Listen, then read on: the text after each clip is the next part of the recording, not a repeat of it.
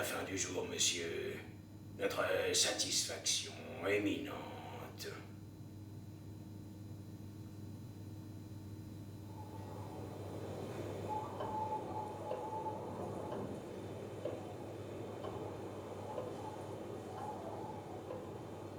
Ce jour, 4e semaine de ma présence au pied de la muraille, en compagnie du tireur, l'écoulement régulier de nos vies, nos habitudes désormais, dans le septentrion, notre petit quotidien à l'écart des métropoles, et nos veillées tardives devant le feu de la cheminée, l'échange de nos paroles, la fructification de notre amitié.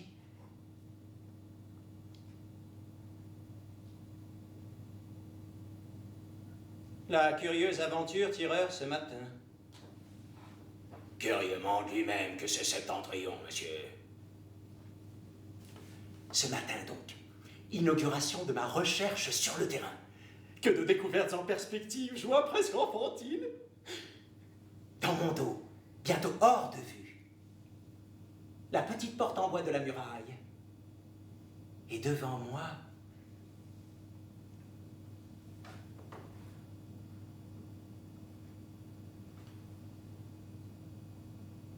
l'étendue désertique de l'Inoccident.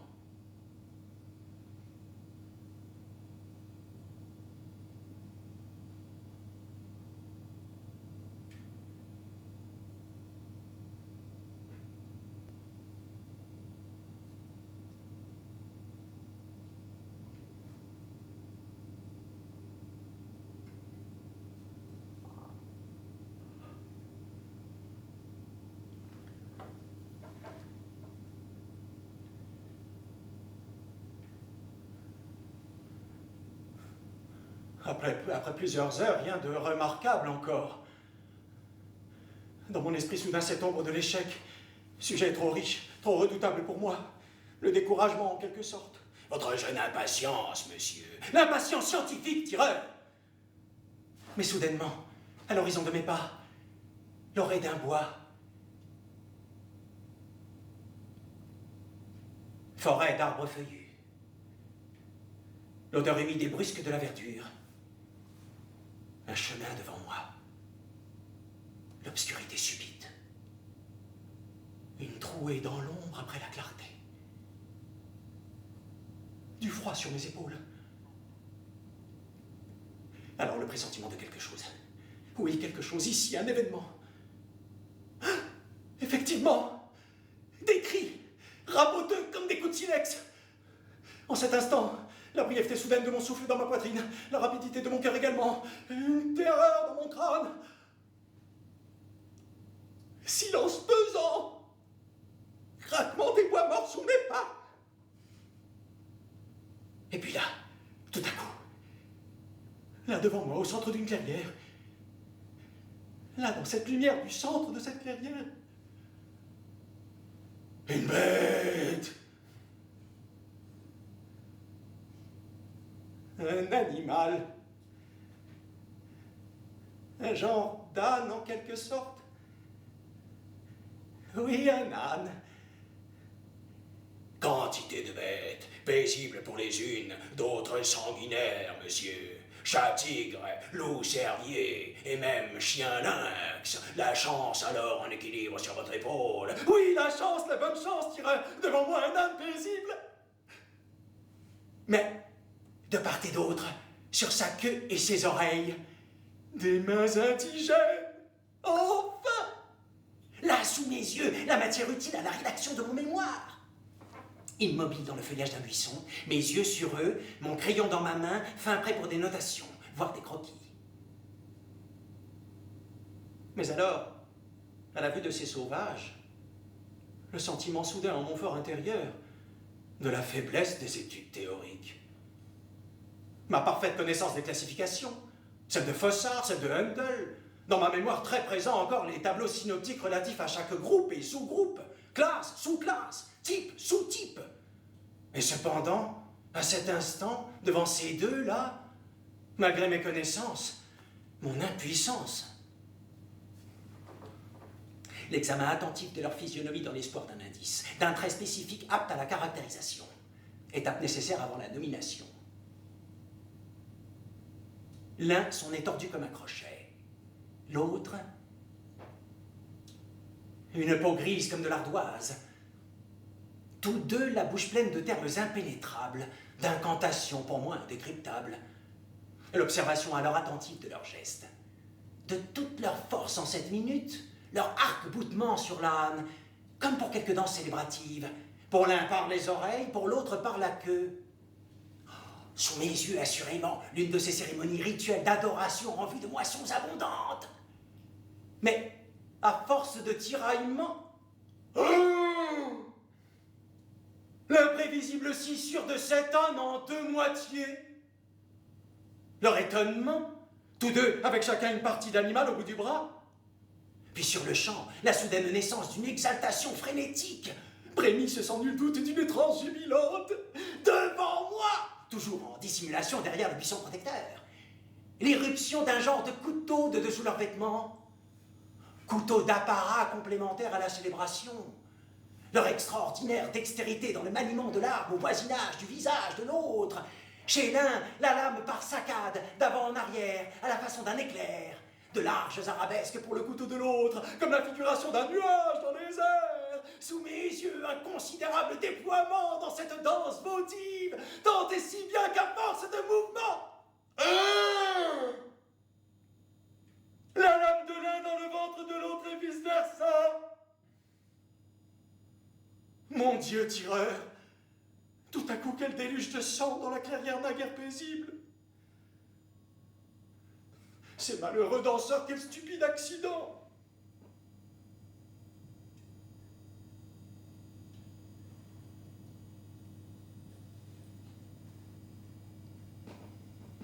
L'erreur de votre appréciation, monsieur. Au vu de vos croquis, l'âne, le juif et l'arabe, tribus inlassablement enclines à la férocité. Ainsi parfois, à la saison des pommes, projection par ma main en guise de divertissement, du trognon d'un fruit par-delà la muraille. Aussitôt de toutes parts, leur brutal surgissement et leur course au trognon, leur bousculade, leur langue hors de la bouche, grosse de salive, et leurs yeux brillants. Dans leur élan de voracité, le couteau des uns dans le dos des autres pour le maigre déchet. Puis, à genoux dans le sable, le grouillement de leur corps, montagne vivante au-dessus du trognon.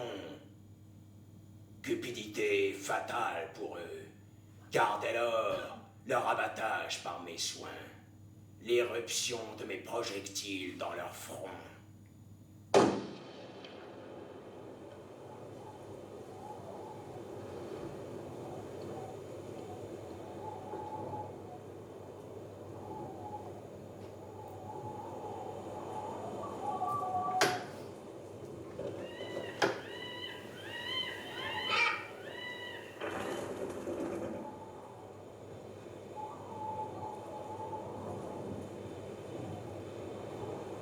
Dès l'aube, en compagnie du tireur, aux fêtes de la muraille.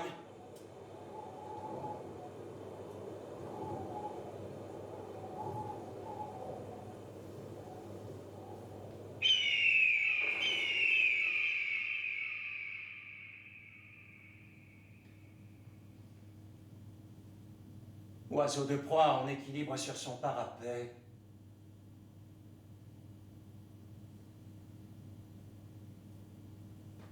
Rapaces ventripotents. Leur patience dans l'attente d'une viande nouvelle. Calme paysage. Silence propice à toute méditation. Soleil sur mon visage.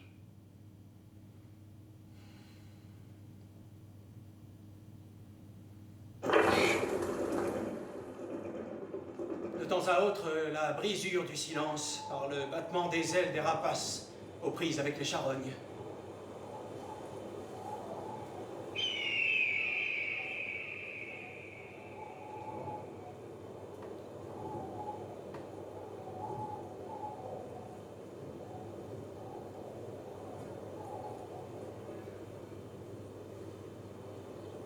Le déchirement par leur serre des étoffes. Et la révélation des peaux sous le travail des becs. Leur jeu avec les intestins, les boyaux élastiques. Le nettoyage final des carcasses par des volatiles d'une stature inférieure. À perte de vue, l'Inoccident. Un paysage d'os, de crânes, d'éléments de squelette, d'ossements en couches. L'esprit en lutte contre ce fascinant panorama. Mon effort de concentration devant ma table de travail.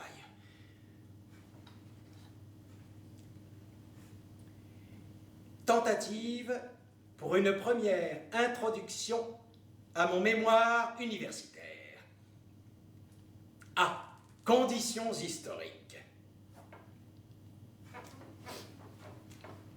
Notre table de jour en jour plus riche, plus plantureuse, pâtés, volailles, gibiers en croûte, terrines, vins, fruits, entremets sucrés, délices de nos pâtissiers, traiteurs et charcutiers.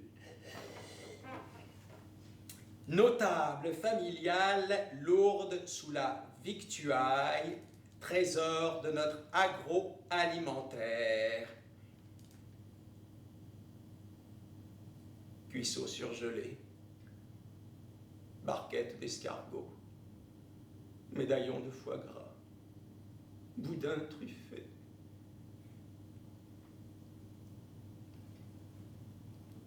Tandis qu'à l'horizon, avec cet insatiable appétit de notre Occident prospère sur leurs lèvres, les races basses.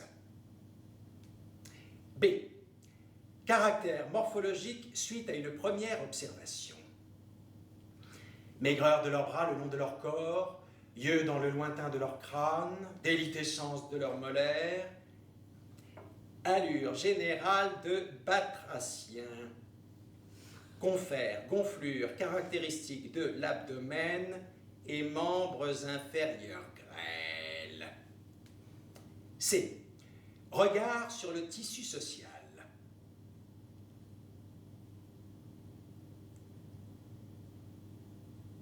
Relation très complexe entre les individus, mais sans nul doute prééminence de la consanguinité, l'absence claire d'individualité, leur ressemblance notoire. Fils semblables au père, eux-mêmes semblables à leurs voisins et à tout un chacun en général. Nez similaires, bouches identiques, analogie des cheveux, rugosité des langues, cris des femmes, imprononçabilité des patronymes, sonorité voisine de l'onomatopée. En voilà! Par cet imprévisible cri du tireur, le brusque achèvement de ma réflexion. Troupeau à l'horizon, monsieur!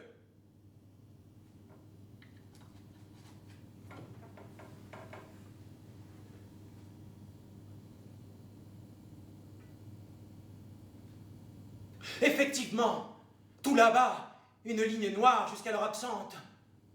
L'œil exercé du tireur en action, sa parfaite connaissance des tribus. Troupeau de roumine, monsieur, reconnaissable à la pesanteur de sa démarche. Sur mon visage, à présent, le masque roumine. En effet, dans une caisse à ses pieds, toutes sortes de masques.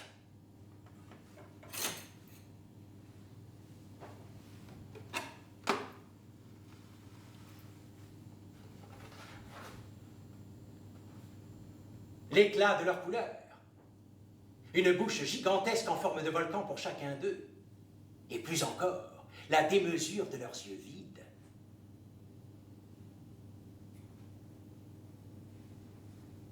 Croyance naïve de ces tribus, monsieur, selon lesquelles, à chacune son Éden, en quelque endroit le lieu de son délice, avec, devant la porte, l'animal gardien, et dans sa patte ou à son cou, la clé de l'Éden. Aussi, moi, le tireur, dans cet instant liminaire à toute tuerie, sur mon visage, ce masque imitateur, amplificateur de ma voix.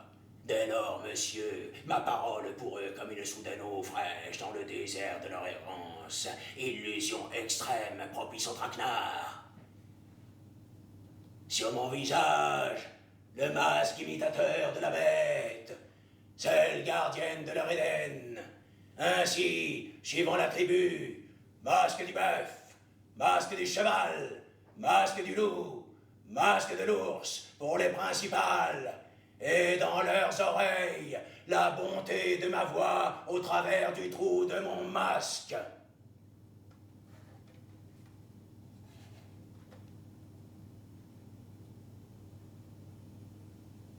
Bienvenue, tribu, moi le bon et doux gardien de votre Éden. De par mon affection sur vos têtes, l'achèvement ce jour de votre errance. Pour vous enfin le confort d'une terre riche et nouvelle, dans son sol de la farine pour chacun, des pommes de terre par milliards, des pluies de riz, des lacs de sucre, confiserie torrentielle pour vos enfants, arbres à bijoux pour vos femmes.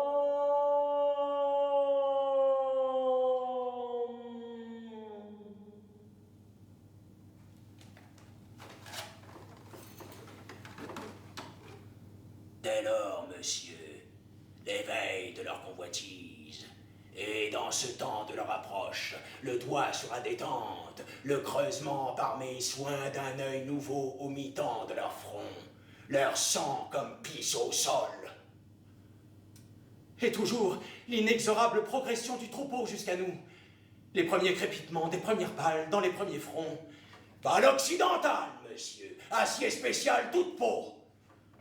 Quelle forme de lassitude sur leur visage, comme la face visible d'une douleur très profonde. Simple ruse de leur part.